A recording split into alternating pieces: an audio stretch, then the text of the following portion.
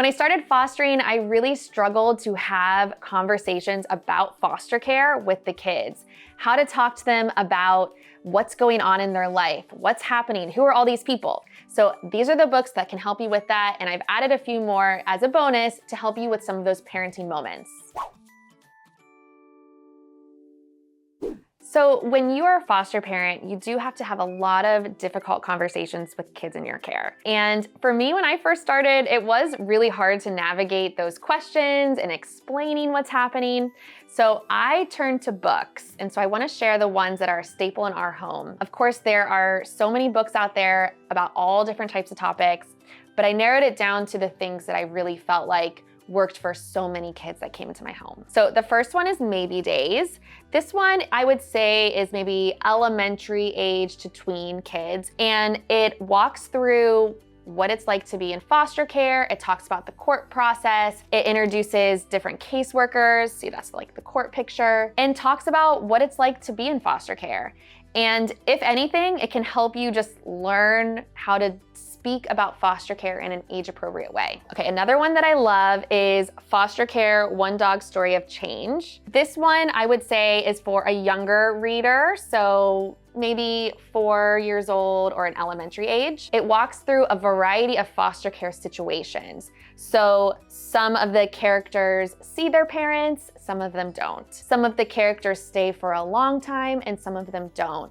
And I liked that it had a great variety, and it also is very positive towards being in foster care, all the biological parents. It's a positive tone, and also positive towards the foster parents. That's a good one I like. These two books are by the same publisher. They're a little bit different. Kids Need to Be Safe.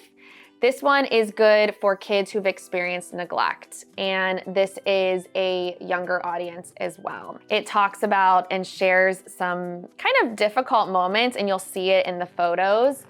And there's a lot of emotion, so I always recommend pre-reading before you sit down with your child. This other one is called Families Change. So this is a book about termination of parental rights. If a child can't return home and be with their parents, TPR is what they call it, and this is a book for that situation. So it talks about what happens next when you can't go home and families change. That is a super complex situation, and I find that that book can really help break it down in an age-appropriate way. This one is not about foster care, but I included it because I feel like it is a great book. I really enjoyed it. So a terrible thing happened. This one goes through, this character saw something or experienced something. And the good thing about this one is you never find out what it is. It's just this like black bubble. It can be for any situation. And essentially it shows how disruptive trauma can be in a kid's life.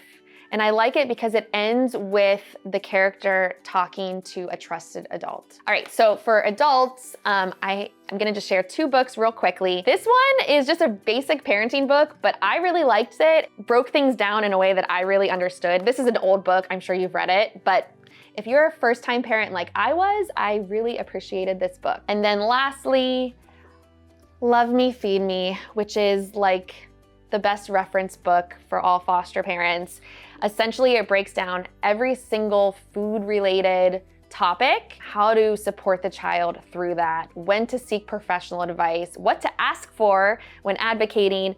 It literally talks about anything that you could experience and see as a foster parent. And make sure you get the second edition because it has been updated.